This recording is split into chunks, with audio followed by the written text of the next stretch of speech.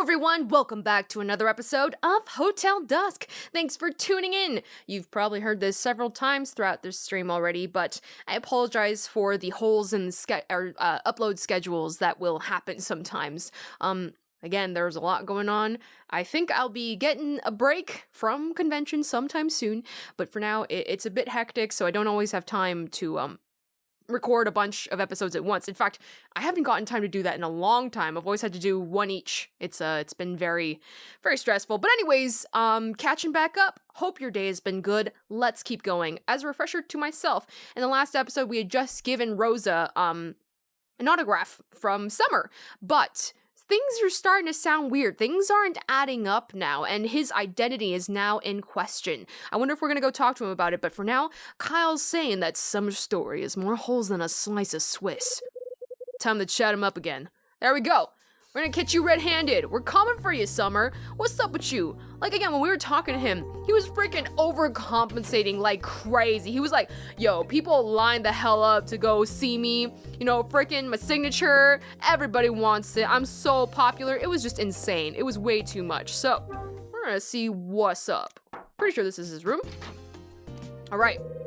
Greetings, Mr. Hyde. Got a minute? Please don't tell me you need another autograph. No, I got some questions for you instead. Is that so? Very well, Mr. Hyde. Query away. Serious music? Serious music? I'm ready for some serious music. I'm ready to interrogate this man. There we go. Dun-dun, ba-dum, I love this song. Thanks, Summer. This won't take too long. What is it? Look, I'm just an average Joe. A salesman who doesn't spend time reading, you know. But talking with you, a guy who's written a bestseller, got me to thinking. What's it like to write a book? To have strangers know you and all that jazz? Oh, you see. So I was hoping you could fill me in on a couple of things. Like, how do you write a bestseller? Stuff like that. How does one write a best-selling novel? Is that what you are asking me? Yeah, I mean, you wrote The Secret Word and everybody read it, right? So teach me. Tell me how to come up with a story that everyone loves. Oh ho ho, my dear man! The essence of a novel is not something so easily distilled. Come on, Summer. I ain't asking how to turn lead into gold. I just want a few pointers so I can take a stab at this writing gig myself. You know, Kyle Hyde, the writer. You see it? You see it? You can imagine it? Mr. Hyde. What you are thinking is very nearly impossible. Oh, he's getting upset. He's getting upset. Wait, hold on. Impossible, huh? But if you can do it... Well, yeah, right? It's like, why are you saying that? I guess I got the idea after seeing that notebook. Notebook? Yeah, the old notebook that got delivered to me by mistake. That was the manuscript for your novel, right? I mean, it looked like the same story to me, but what do I know? So anyway, that's how you get started writing a book, right? Yes, but... Mr. Hyde, you read my notebook! You read it! Yeah, what are you getting so worked up about? If it's just the manuscript, if it's just the rough draft, what are you so upset about? It's basically the same thing as your official novel, isn't it? Yeah, I did. And you know what else? There's something odd about it. The handwriting in the notebook, not yours. Oh, okay. Like, the game itself didn't exactly tell us this. Just Kyle kept dropping hints that something was weird about it, something was up. Maybe it was something I could have observed if I looked at it carefully, but I sure did not pick up on that. Smart, Kyle. Time to prod. Give it up. You're a big liar. Different handwriting. What? No, we're going in for the kill. We're going in for the kill. I don't think it's really your notebook. What are you talking about? Oop, maybe that was the wrong choice. Oopsie daisies. Of course it's mine. Sorry about this, but let me ask you one more time. Oh, so it's the wrong one. My good man, enough. How much longer must I stand here while you cries of J'accuse assail me? There's something odd about it. The handwriting in the notebook, not yours. Okay, so let me try again. Oh, I wasn't supposed to go all in. Wasn't supposed to go all in. Sorry about that. The handwriting inside didn't look anything like your signature. Maybe you, I don't know, dictated your story to someone? This conversation is beyond the pale, sir. Beyond the pale indeed. And you know what else? See, I can't get that pen out of my head. So? Then your name's not Alan. Is that really your pen? But his name really is Alan, right? So either, I don't know. Does that pen really belong to you? Are you implying something, sir? Oh, wrong one. So wait, if his oh, sorry, because he's saying, wait, no. The artist, the real writer's name is Martin Summer, right? So isn't his name Alan? So is it not? Hold on, wait, I'm starting to get confused. Let's see. Your name's not Alan, I guess? You told me your real name is Alan. You're a liar. Your name's no more Alan than mine is. What did you say?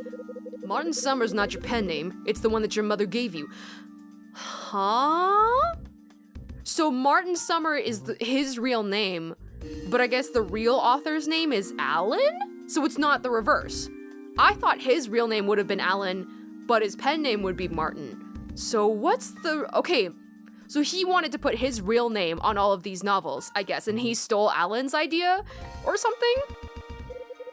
Now see here, I won't. What is going on? What's the problem? It's a simple question. I don't see why this is so hard for you. You don't understand. You can't understand. There are so many steps in producing a work of art. So many. All right, here we go. Why you mad, bro? Let me take a wild guess here, Shakespeare. I think I know why you're so bent over while looking at your notebook. The handwriting is so bad, you must be so embarrassed that somebody saw that, eh? It's because there's a secret hidden inside. And there's something else that doesn't add up, too. If it's your notebook, why did you send it to yourself? Well, I didn't. I had someone send it here for me. Oh, really? Oh, really? Why are you taking off your glasses? Only when you're stressed out you do that. The author of the story in the notebook? Come on, who really did it? It isn't you! It ain't you. Don't be ridiculous. Oh, was that the wrong choice? God damn it! How am I supposed to know? These answers sound the same. I guess it's whether we want to be forceful or not, but I feel like now's the time to accuse him. I wrote every word in that notebook. It's a true labor of love. Mr. Hyde, on what do you base your assertion? Oh, it sounds like we messed up. How can you claim that I am not the author of the notebook? Do you have some proof to back your preposterous proclamation? Oh, we hadn't gotten enough information out of him yet. I see. I'm still trying to learn this. Holy cow. If you do, then I must insist that you present it at once. Proof? Correct, sir. All right. You want proof? I think I can come up with something. Excuse me? Give me your autograph. I hardly think this is the time to... Close your head and sign, and make it your real name. Got me? My real name? Sign here. Use that fancy pen of yours. Oh, this is very extended for if I'm doing this wrong. I open my notebook and hand it to Summer. If you insist, I must say, Mr. Hyde, you are being most disagreeable. Summer signs the notebook. I hope this will satisfy your mad request. Yeah, that'll do. Now show me your old notebook. I beg your pardon? Your real name's gotta be written in the old notebook, right? I'm gonna compare the signatures. Mr. Hyde, that's... Oh, this is actually happening, even if I chose the wrong thing. So I guess it looks pretty different, Oopsie. I guess I'm supposed to point out that the ER doesn't look the same. Is that what it is? How do I do this? Oh, wow. I'm glad that was correct. I was like, what else am I supposed to do? There's no way you wrote the story in this notebook. Look at the ER. That's not how you write them. Not even close. That's... Oh. Okay, so I'm glad that it went okay. The author of the story in that notebook, it wasn't you. Okay, so we gotta say... Oh, he's freaking out a little more. Ah! So who actually wrote it? Was it Alan? That...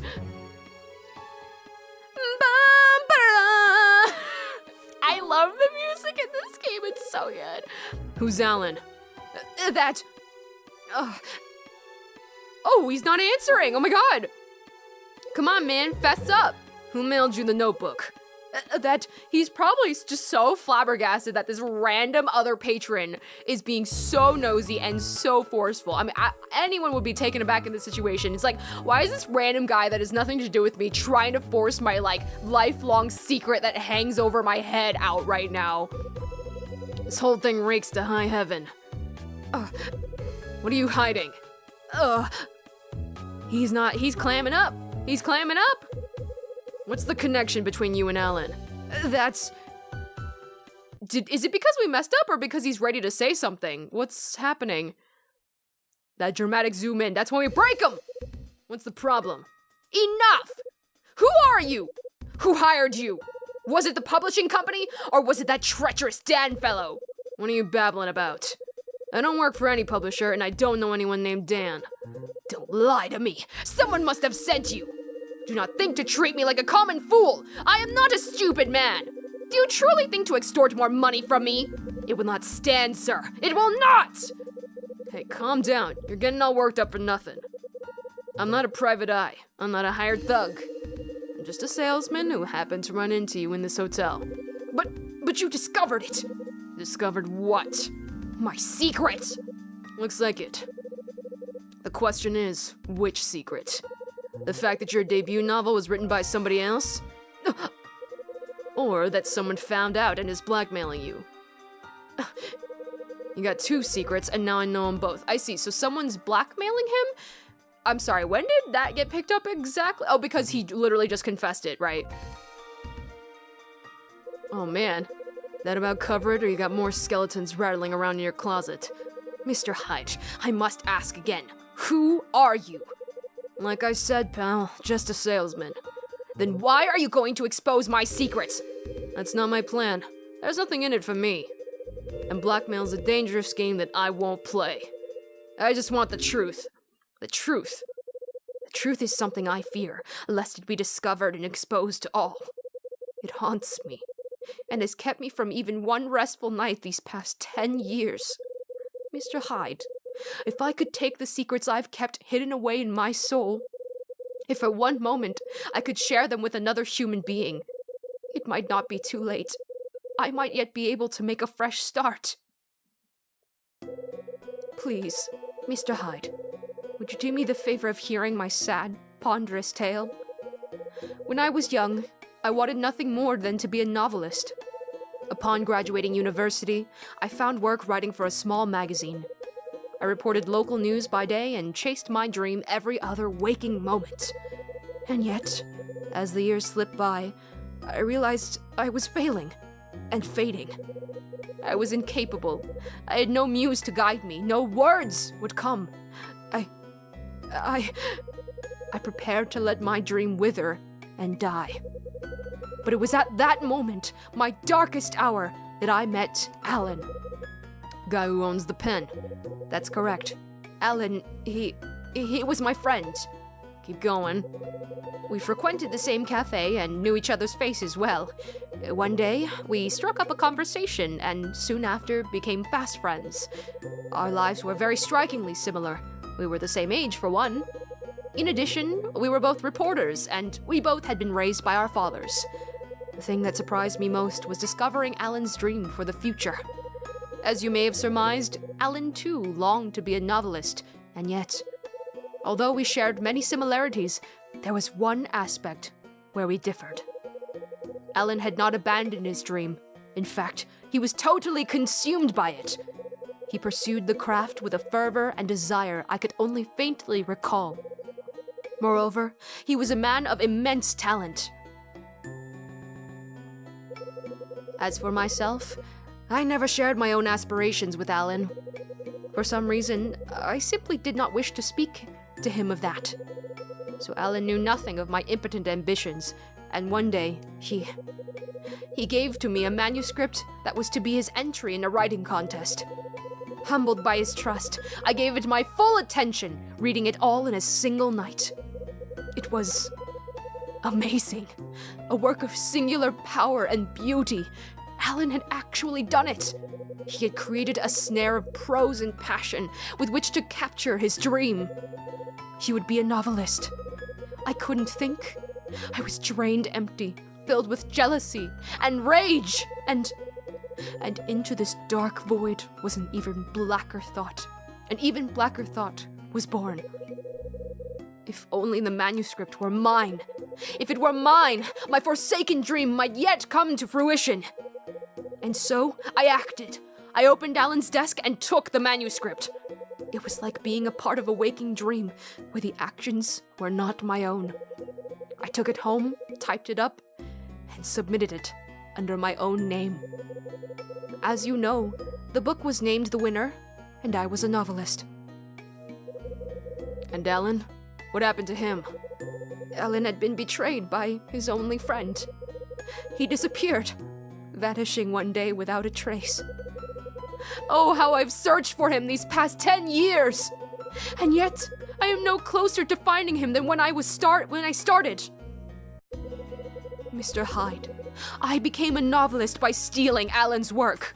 But I do not possess his talent. Each book I write is poorer than the one before. And then, the unthinkable. My assistant, Dan, found Alan's purloined notebook. So you paid Dan off and he sent you the notebook. That it? Yes, it is. So why'd you choose this hotel to take care of your transaction? That, at least, is a question which I can answer quite easily. I had heard of this hotel from Alan.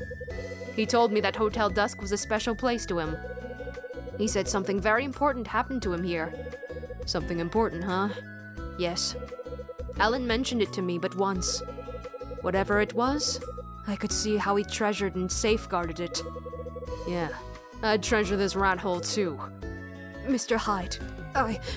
Can it. I'm done with you. I'll see you around. Oh man! Wow! That was a lot. I feel so much emotion, especially when I'm reading for the character. I feel the emotions of it. So holy cow, dude. You know, obviously it way sucked that he did that, but he feels so much remorse, so much regret. And he's trying so hard to safeguard his secret that he's putting up this really proud front, but he just broke down and he was like, I have to tell someone, anyone. Oh my God. I hope that one day he'll have enough bravery to just admit it. That would be the first step, to just admit that he's not who it is. He can't just wait until he finds Alan. He's got to say something now. This is crazy. Let's keep going. So Summer stole his pal's story. Wonder what his buddy Alan's up to now. I bet he's here, disguised as somebody else or something. And what was the memory he told me about? What in the hell happened here? How many secrets does this place have? Starting to get on my nerves. Yeah, with this Dan person that we're suddenly hearing about. Come on, Hyde. Think. Ooh, next chapter? Alright, here we go. Alright, hold on. I gotta get all this straight in my head. Gotta do the review I'm doing every hour, like a psychotic person. So much is happening in one night. Someone piqued my interest with his yapping about a painter named Osterzone. I gave Rachel a buzz and asked her to dig up info on the guy. While I was waiting, I figured I'd check out the room the other Kyle Hyde stayed in. With my old pal Louie's help, I got the key to room 217 and let myself in. That's where I found the lighter, the one that I think belonged to Bradley. Even though it has absolutely no insignia or anything remarkable about it, it's definitely his. But that wasn't the only clue I found in room 217. Along with the lighter, I also found, look at this photograph! Every time I do it makes me laugh! Beautiful. That's right. I found an old photograph in room 217. There's a man and a little girl in it. Probably his daughter. I guess the one who maybe disappeared and turned into a ghost! I finished checking out 217 and headed back to my room for a break. That's when I found the stack of cash hidden in the toilet tank. I needed to know who left it in there and why, so I put on my detective face and left, which got me into a crap ton of trouble. I could have just said something to Dunning at least. That's when Rosa cornered me and saddled me with one of Summer's books. She insisted that I get an autograph.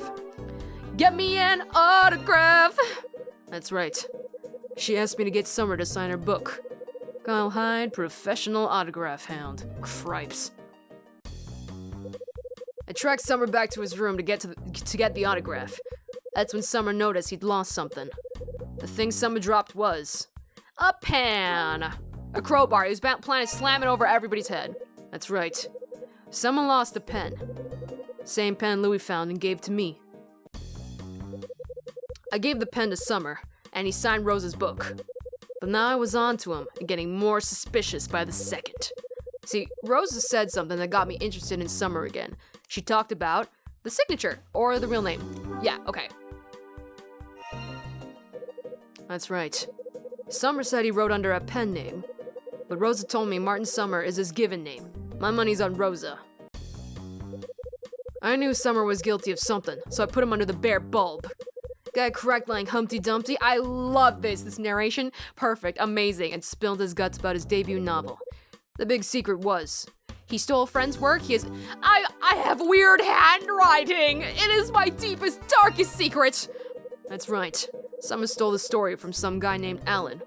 The same Alan whose name was inscribed on the pen Louis found. So not only did he steal his manuscript, he stole his pen too? Jesus Christ.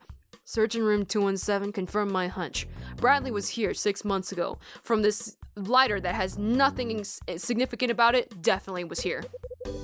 But now, I got some other things to take care of before I could follow up on these leads.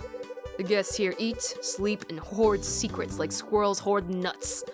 I was willing to let them take their private affairs home and let it be. But that was before somebody decided to stash a wad of cash in my John. Now it looks like I gotta be part of this circus sideshow. Well, so be it. I feel the old instincts kicking in, and somewhere a part of me grins.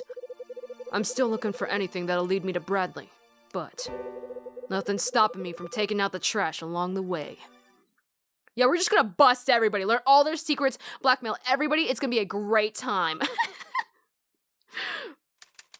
All right, and we are gonna leave the beginning of chapter 5, the beginning of 8 o'clock, when we can finally go to visit Mila for the next episode. Oh my gosh, I'm very excited. Christmas is already passed. We're almost reaching New Year's. Something big's gonna happen on New Year's, I bet. Okay, join me next time. This is Axis, over and out.